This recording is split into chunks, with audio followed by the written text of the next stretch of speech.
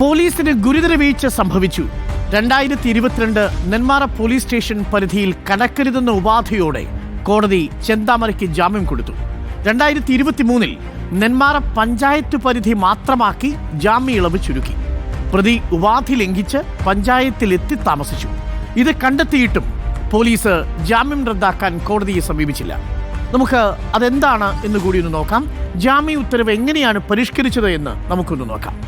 ഇതാണ് 2023 ഒക്ടോബർ മാസം 4-ാം തീയതി പുറത്തിറക്കിയ ജാമ്യ ഉത്തരവ്.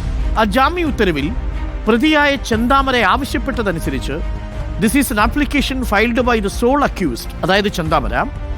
എന്തിനു വേണ്ടിയാണ്? കണ്ടീഷൻ നമ്പർ 3 എന്ന് പറയുന്നത് നെന്മാറ പോലീസ് സ്റ്റേഷൻ പരിധിയിൽ ഇയാൾ പ്രവേശിക്കാൻ പാടില്ല എന്നുള്ളതായിരുന്നു. വളരെ വ്യക്തമായി പറയുന്നു. കണ്ടീഷൻ നമ്പർ 3 ലിഫ്റ്റ് ചെയ്യണമെന്ന് ആവശ്യപ്പെട്ടുകൊണ്ട് കോടതിയെ സമീപിച്ചു പ്രതി ചെന്താമര. അതിനുശേഷം കോടതി എന്ത് പറഞ്ഞു? കോടതി പറയുന്നതിന് മുമ്പ് പെറ്റീഷണർ പറഞ്ഞു, ചെന്താമര പറയുന്നു, ഞാനൊരു ഡ്രൈവറാണ്, അതുകൊണ്ട് തന്നെ ഈ നെന്മാറ പോലീസ് സ്റ്റേഷൻ പരിധിയിൽ ഞാൻ കയറാൻ പാടില്ല എന്ന ഉത്തരവ് എൻ്റെ ഡ്രൈവർ ജോലിയെ ബാധിക്കുന്നു, അതെനിക്ക് ബുദ്ധിമുട്ടുണ്ടാക്കുന്നു, അതുകൊണ്ട് അത് ലിഫ്റ്റ് ചെയ്യണം എന്നാണ് ചെന്താമര ആവശ്യപ്പെട്ടത്. എന്നാൽ പബ്ലിക് പ്രോസിക്യൂട്ടർ പറഞ്ഞിരിക്കുന്നത് നെന്മാറ പോലീസ് സ്റ്റേഷൻ്റെ കാര്യത്തിൽ ഇങ്ങനെയാണ് പറഞ്ഞിരിക്കുന്നത്. അവിടെ നെന്മാറ പോലീസ് സ്റ്റേഷനിലെ SIയുടെ റിപ്പോർട്ടാണ് കൊടുത്തിരിക്കുന്നത്. ഈ അക്യൂസ്ഡും, അതായത് ചെന്താമരയും ഈ വിക്ടിമിൻ്റെ, ചെന്താമര കൊലപ്പെടുത്തിയ ആളുടെ ബന്ധുക്കളും ഇപ്പോൾ കൊല്ലപ്പെട്ട സുധാകരനും അമ്മയും അടക്കം താമസിക്കുന്നത് ഈ ലൊക്കാലിറ്റിയിലാണ്, നെന്മാറ പോലീസ് സ്റ്റേഷൻ്റെ ലൊക്കാലിറ്റിയിലാണ്. അതുകൊണ്ട് if the condition number 3 is lifted, there is possibility of serious threat to the life of the petitioner and the law and order issues in the locality. അങ്ങനെ പെറ്റീഷൻ ലിഫ്റ്റ് ചെയ്യാൻ പാടില്ല ഈ കണ്ടീഷൻ എന്നാണ് prosecutor പറഞ്ഞത്. എന്നാൽ നിലവിൽ number 3 lift ചെയ്തുകൊണ്ട് കോടതി ജാമ്യം അനുവദിക്കുകയാണ്. പകരം പോലീസ് സ്റ്റേഷന്റെ പരിധി എന്നത് മാറ്റി കണ്ടീഷൻ നമ്പർ 6 പറയുന്നത് പോലെ the petitioner shall not enter into the limits of Nenmara panchayat until the conclusion of trial. Nenmara പഞ്ചായത്തിലേക്ക് മാത്രമായി കടക്കാൻ പാടില്ല എന്ന ജാമ്യ ഉത്തരവ് പുതുക്കി നൽകുകയായിരുന്നു കോടതി. എന്നാൽ നെന്മാറ പഞ്ചായത്തിൽ പലതവണ പല കുറി എത്തിയിട്ടുണ്ട് ഈ ചെന്താമര.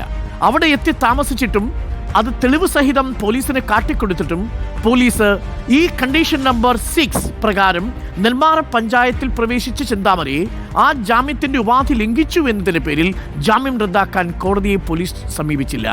അങ്ങനെ കോടതിയെ സമീപിച്ചിരുന്നുവെങ്കിൽ, ജാമ്യം റദ്ദാക്കിയിരുന്നുവെങ്കിൽ ഡിസംബർ 29 ശേഷം നെന്മാറ പഞ്ചായത്തിൽ എത്തി ഇടയ്ക്കിടയ്ക്ക് താമസിക്കുമായിരുന്ന ഈ ചെന്താമരയെ കോടതിയിൽ മുമ്പാകെ ജാമ്യം റദ്ദാക്കി ജയിലിലടക്കാൻ കഴിയുമായിരുന്നു. ഇന്നത്തെ കൊലപാതകങ്ങൾ ഒഴിവാക്കാൻ കഴിയുമായിരുന്നു എന്നാണ് നാട്ടുകാർ പറയുന്നത്. പോലീസിന് ഇക്കാര്യത്തിൽ ഗുരുതരമായ വീഴ്ച സംഭവിച്ചത് നെന്മാറ പഞ്ചായത്തിൽ ഈ പ്രതി കയറിയ വിവരം നാട്ടുകാരും ബന്ധുക്കളും അറിയിച്ചിട്ടും അതിന്മേൽ നടപടിയെടുത്തില്ല എന്നതാണ്. പാലക്കാട് നെന്മാറ ഇരട്ടക്കൊല കേസിലെ പ്രതി ചെന്താമരയ്ക്കായി തെരച്ചിൽ ഇപ്പോൾ ഊർജിതമാക്കിയിരിക്കുകയാണ്. ബന്ധുവീട്ടിലേക്ക് കടക്കാൻ സാധ്യത കണക്കിലെടുത്ത് തമിഴ്നാട്ടിലേക്കും പോലീസ് അന്വേഷണം വ്യാപിപ്പിച്ചിട്ടുണ്ട്. ചെന്താമരയുടെ സഹോദരനെ പോലീസ് ഇപ്പോൾ കസ്റ്റഡിയിലെടുത്തു. ചെന്താമരയുടെ വീട്ടിൽ നിന്ന് കൊലയ്ക്കുപയോഗിച്ച കൊടുവാളും കണ്ടെത്തിയിട്ടുണ്ട്. ഇക്ബാൽ അറക്കൽ ചേരുന്നു കൂടുതൽ വിവരങ്ങളുമായി.